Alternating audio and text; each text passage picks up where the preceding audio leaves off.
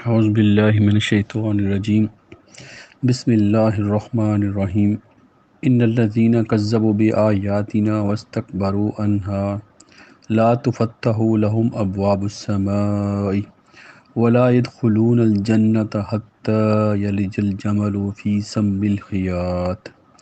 وكذلك نجزی المجرمین۔ یقیناً جن لوگوں نے ہماری آیات کو جھٹلایا اور اس سے تکبر کیا، ان کے لیے نہ آسمان کے دروازے کھولے جائیں گے اور نہ وہ جنت میں داخل ہوں گے، یہاں تک کہ اونٹ سوئی کے ناکے میں داخل ہو جائے، اور ہم مجرموں کو اسی طرح بدلہ دیتے ہیں۔ لَهُم مِّن جَهَنَّمَ مِہَادٌ وَمِن فَوْقِهِمْ غَوَاشٍ وَكَذَلِكَ نَجْزِي الظَّالِمِينَ۔ اور ان کے لیے جہنم کا بچھونا ہے اور ان کے اوپر اسی کا اوڑھنا ہے، اور ہم ظالموں کو اسی طرح بدلہ دیتے ہیں۔ آج ہم نے سورۃ العراف کی آیت نمبر 40 اور 41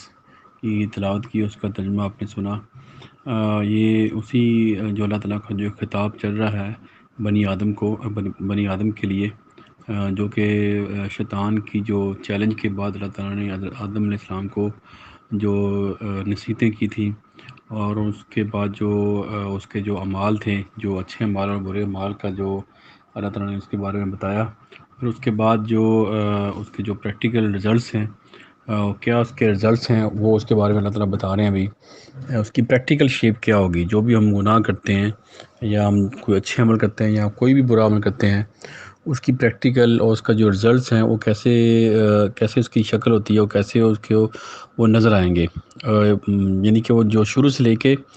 جب ہم کوئی اچھا عمل کرتے ہیں، جب وہ اس کا جو رزلٹ سٹارٹ سے لے کے اینڈ تک کیا ہوگا، وہ اس کے بارے میں اللہ تعالیٰ بتا رہے ہیں۔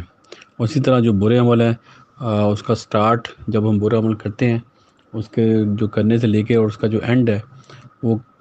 کیا ہوتا ہے، اس کا انجام کیا ہے، اس کے بارے میں اللہ تعالیٰ نے ڈیٹیل سے اس میں بتایا ہے۔ تو آیت نمبر 41 میں اللہ تعالیٰ فرما رہے ہیں کہ جو بھی اللہ تعالیٰ کی آیات کو جھٹلاتے ہیں، تو جھٹلانے سے مراد یہ ہے کہ اس کو نہ ماننا، اس کو یعنی کہ سننے کے بعد سمجھنے کے بعد اس کو نہ ماننا اور اس پر عمل نہ کرنا، اور اس کی تکذیب کرنا، یعنی کہ اس کے اگینسٹ دوسرا کام کرنا، ایک اللہ تعالیٰ کے جو واضح احکامات ہیں اس کو چھوڑ کے دوسرے جو دوسرا رستہ تلاش کرنے کی کوشش کرنا۔ تو جو لوگ بھی اللہ تعالیٰ کی آیات کو، اللہ تعالیٰ ہمارے جس کو نہیں مانتے اور تکبر کرتے ہیں اور اکڑ جاتے ہیں اپنی روش کے اوپر، تو ان کا انجام اللہ تعالیٰ فرما رہے ہیں کہ ان کے اوپر کبھی بھی آسمان کے دروازے نہیں کھولے جائیں گے۔ تو آسمان کے دروازوں سے مراد یہ ہے کہ اللہ تعالیٰ کی طرف سے اس کے کوئی مدد نہیں کی جائے گی، کہ جب ایک تو اس کا یہ جب ہم کوئی بھی انسان اس کو یعنی کہ فوت ہوتا ہے، اس کی موت ہوتی ہے، تو فرشتے اس کی روح کو اوپر آسمانوں کی طرف لے کے جاتے ہیں، اور جو بدروح ہوتی ہے، جو کہ بدکار لوگ ہوتے ہیں، گنہگار لوگ ہوتے ہیں، اور ان کے لیے پھر اللہ تعالیٰ ہمارے کہ ان کے لیے آسمانوں کے دروازے نہیں کھولے جاتے ہیں، وہ ان کی روح پھر نیچے اسی سسٹم میں رہتی ہے، یا کہہ لیں کہ اس کو آگے پھر اللہ تعالیٰ جنت کی ہوا بھی ان کو نہیں لگے گی۔ تو جہنم کی ہوا وہ جہنم کی ہوا ان کو آتی رہے گی، جیسے کہ ہم نے پڑھا ہوا ہے اور جو ڈفرنٹ حدیثوں میں، کہ جنت اور جہنمی اور جو جنتی ہیں، جو ان کی قبریں ہیں، جو جنتی ہوتا ہے اس کی وہ ایک کھڑکی کھول دی جاتی ہے، جہاں سے اس کو کوئی جنت کی ہوا اس کو آتی رہتی ہے، اور اسی طرح جہنمی جو ہے اس کے لیے جو دوزخ کی کھڑکی کھول دی جاتی ہے، اس کو جہنم کی ہوا، اس کو جو گرم ہوا سے آتی رہتی ہے۔ تو اس طرح کی بے شمار ہمیں حدیثیں ملتی ہیں جس میں مثالیں دے کے جو سمجھایا گیا ہے کہ کس طرح کی زندگی ہوگی، لیکن اصل حقیقت تو تبھی پتہ چلے گا جب یعنی کہ موت کے بعد جب ہم پہنچیں گے،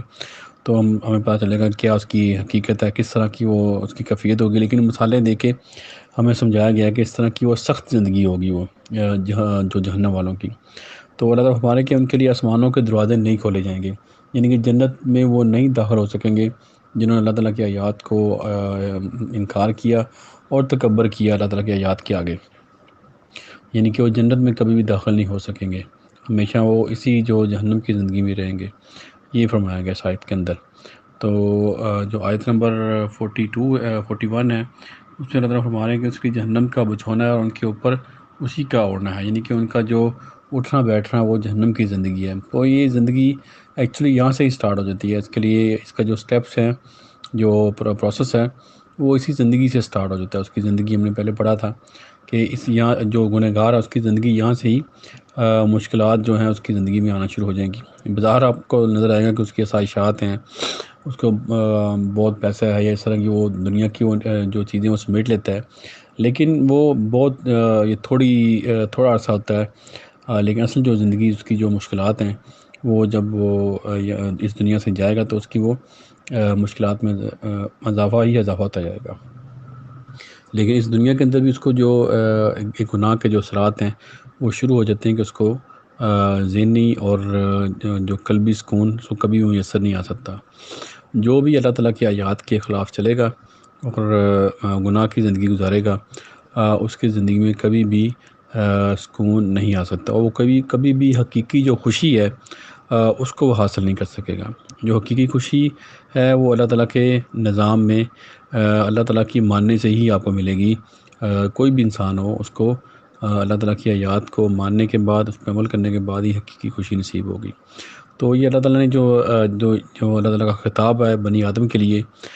یہ اسی کی آگے کھڑی ہے جو اللہ تعالیٰ نے بتایا کہ جو اللہ نے پیچھے نصیحتیں کی ہیں، آدم جو ابلیس کا جو شیطان کا جو چیلنج تھا، اور اس کے بعد نصیحتیں کی ہیں، ایڈوائز کی ہے، اس کے بعد جو نہ ماننے والوں کی جو آگے جو رزلٹس ہیں اور جو ماننے والوں کا جو انعام ہے، وہ سارا اللہ تعالیٰ آگے بتا رہے ہیں۔ جو جہنمی اور جنتی لوگوں کی جو ڈائلاگ ہیں وہ پیچھے اللہ تعالیٰ نے بتائے ہیں کہ کس طرح وہ آپس میں بات چیت کریں گے اور ایک دوسرے کو الزام ٹھہرائیں گے، ایک دوسرے کے مورد الزام ٹھہرائیں گے۔ لیکن اللہ فرما رہے ہیں کہ کوئی بھی انسان اس ایک دوسرے کو الزام دینے کا اس کو کوئی کچھ بھی حاصل نہیں ہوگا۔ ہر کوئی اپنے اعمال کا خود ذمہ دار ہے۔ اور ان دو آیتوں میں اللہ تعالیٰ نے پھر فرمایا کہ جو بھی اللہ تعالیٰ کی آیات کے آگے تکبر کرے گا اور